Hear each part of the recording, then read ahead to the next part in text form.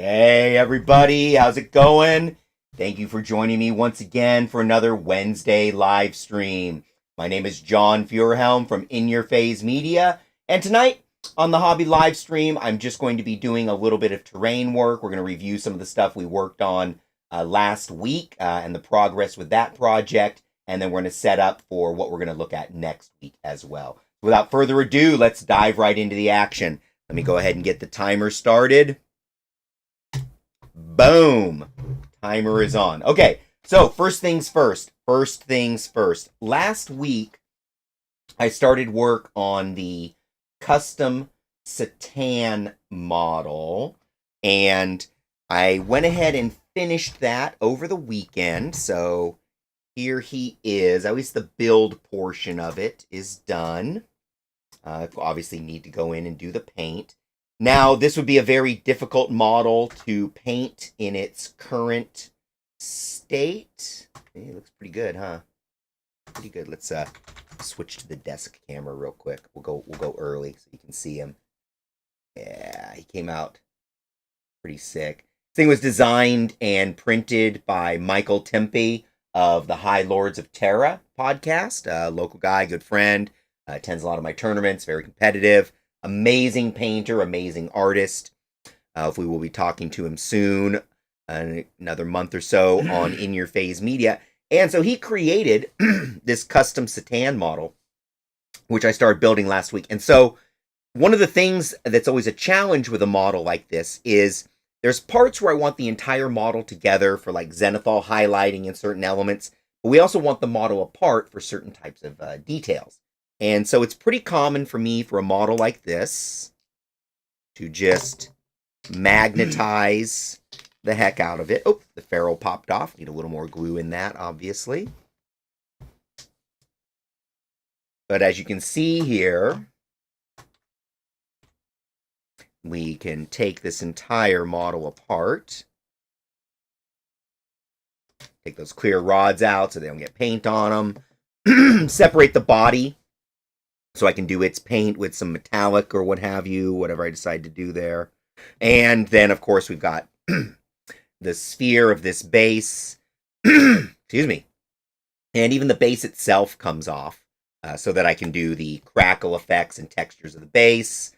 I can paint kind of a sun, sphere, energy, fire effect, or whatever I end up doing with this thing. Can paint the body itself. Going to try some metallic effects over there. Not non-metallic metals, but just regular metallic metals. And then, of course, here's the shield elements, which I just threw some magnets on the inside to connect them with these acrylic rods that I drilled into the side of the sphere to give me the support. So looking forward to finishing this project. But for now, we'll just set it aside. Excellent. Okay, so that is the custom C'tan model that I worked on, again, from Michael Tempe of High Lords of Terra. Really looking forward to that. What am I going to use it for? I'm probably mostly going to use it as a Void Dragon. So I went ahead and actually chose the Void Dragon base for this model. So that's this particular size is the Void Dragon base size. And something funny happened while I was making this model. You know, I use Instaset with my crazy glue, and of course we use crazy glue typically when we're doing resin and stuff like that as opposed to plastic glue. And even though this is a bottle of Armskeeper Instaset, I actually have been refilling it with a bottle of the Zip Kicker. So you'll hear me talk about Zip Kick, and that's what it is. So this is the instant accelerant for cyanoacrylate crazy glue. Normally, it will occasionally have an effect on paint if the paint is fresh. But if the paint is cured for even a couple days, then that stuff never affects paint. Really, I've never had it affect plastic or resin or anything until I went to put the glue on the base of this particular model. And wouldn't you know that the Zip Kicker partially melted the bass. But you hear my dog Kubo barking in the background. I tell you what, you guys, this week you got to turn into our podcast. The podcast should come out audio, I think, this Friday, and video will be available over the weekend.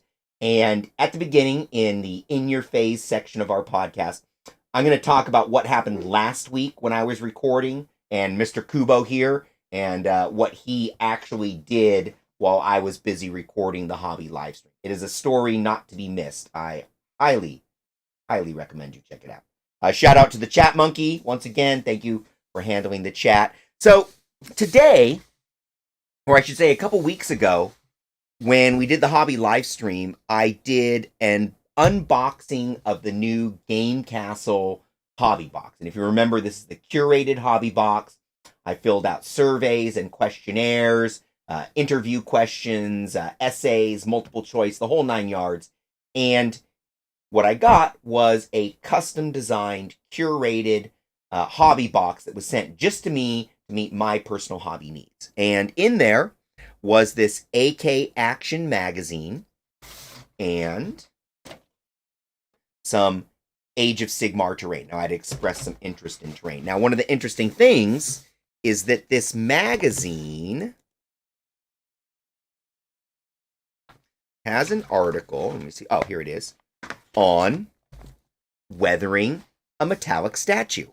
It shows how to do your base coating, how to apply the bronze, and then later the verdigris on there.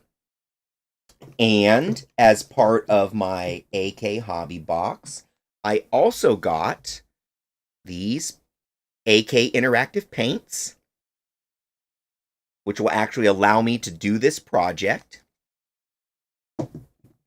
and some Splatter Effects wet mud, which will also assist with this project. So let's switch back to the Descant. So yeah, there's the Splatter Effects mud. So what I'm going to do is I'm going to take this AOS terrain and do it up like bronze verdigris statues and stuff like that. My home AOS board is in fact a swamp scene, so that should play very well in my swamp scene home terrain table.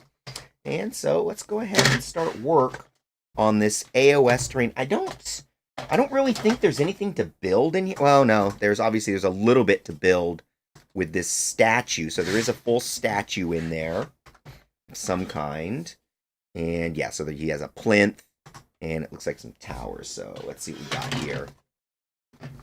We have, yeah, so it looks like this statuary here is going to be the main piece, and then the rest is like kind of cast down. Okay, so let's go ahead and do this. So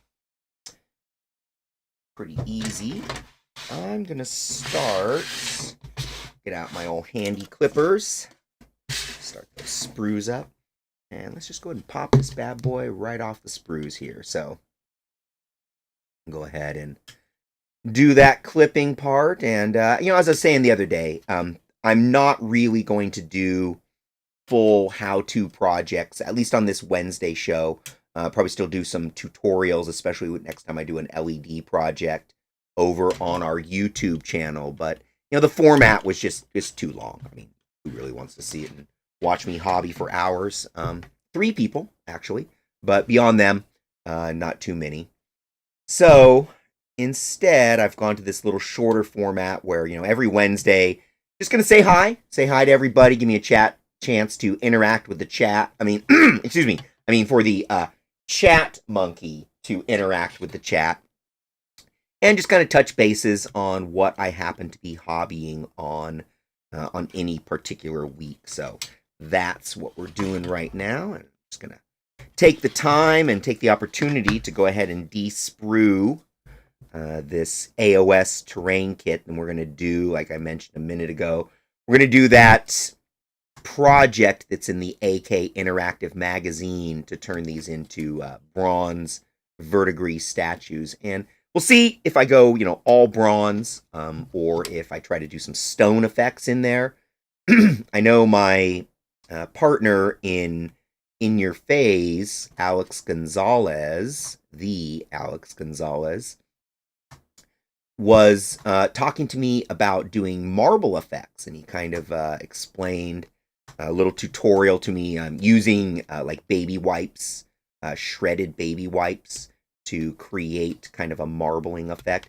And I thought that sounded interesting, so I might try that on some of the stonework portions of these, and then save the verdigris for the metal. But we'll see how much effort I want to put into it. On the other hand, maybe I just clip these apart, do what little assembly there is, prime them black, spray them bronze, and then verdigris everything, literally everything. So that probably will be what I end up doing. And I know technically these are all like stone, but once you verdigris and brass them, little things like cracks in the stone, the mind will pull it together and just, world of metal. Chum on, right? Everything's bronze and brass in the metal world, the realm of metal. So we could say it's that too. Either way, it should work out pretty good. I tell you what, the details on these AOS terrain though is really nice. It's definitely Stormcast inspired. I myself, maybe I'll do some chaos like defilement of it. Of like my Skaven came through and painted some kind of nasty little sigils and symbols and stuff on there. We'll have to see how that goes. Other than that, let's see here. I think it'll work out pretty nicely. And what'll work out, I think, also is that this is kind of what I'm missing. I have some large pieces of terrain for my table, area terrain, buildings. My good friend Casey Dunn over the last year has printed me a lot of terrain. So if I switch over to my face cam real quick, you can see some of my 3D printed. Oh, don't want to knock off my turtle. But some of my 3D printed elf terrain up there. So I do have a nice kind of collection. And all of that stuff has kind of like an ancient swamp feel. They're like elven ruins that are overgrown by mangrove, viney type trees. So I think that kind of played out well will play out well for the overall swamp theme of the table. So yeah, looking forward to continuing to work on that. Now, obviously, we're still locked up a little bit by Nurgle's Rot, but soon, and as it is, I have had a couple friends over to my garage where we've been able to mask up and open the doors and maintain our social distance and all that good stuff. So I've gotten a little bit of gaming in, but certainly not as much as I'd like to, and certainly not enough AOS, because the couple people I've been able to get to come over to my house to play some games have all wanted to play 40K, especially with the new edition of 40K that's out there. So with that, I've gotten in a fair amount of 9th edition 40K since the new edition came out. And when I say fair amount, I mean fair amount considering the restrictions we're under. Under normal times, I'm playing, I would say, probably 4 to 6 games a month. Unless I'm actually in a tournament that month, in which case there'll probably be more. But 46 games a month, mixed between AOS and 40K, about a 50-50 mix, as it were. And that seems to suit me pretty well. I kind of get my dice on. I like these types of games because, of course, you can just much like the hobby aspect, you can really focus on what you're doing and put your stresses in life aside while you worry about moving your little man dollies around in your pretend war with your chums who also like to play with their little man dollies. So that's kind of how it goes. So yeah, this is a pretty quick kit, I think, as most of it is just going to be trimming. And what I'm seeing is that they actually were pretty good about the placement of these the sprue eyes, the injectors, and gates, I guess they're technically called. And so I don't see a lot of cleanup. In fact, with my nice GW clippers, I'm able to get a nice clean, tight clip on most of these. I think these are kind of like ready to go. They certainly don't have any mold lines or anything like that running way over the top or through the middle of them. It's all on the edge. And these are meant to lay flat on the table. So I think that's pretty good. And there's a little mold line right there, but it's pretty minor. And the other piece I didn't get. Where is it? Ah, there it is.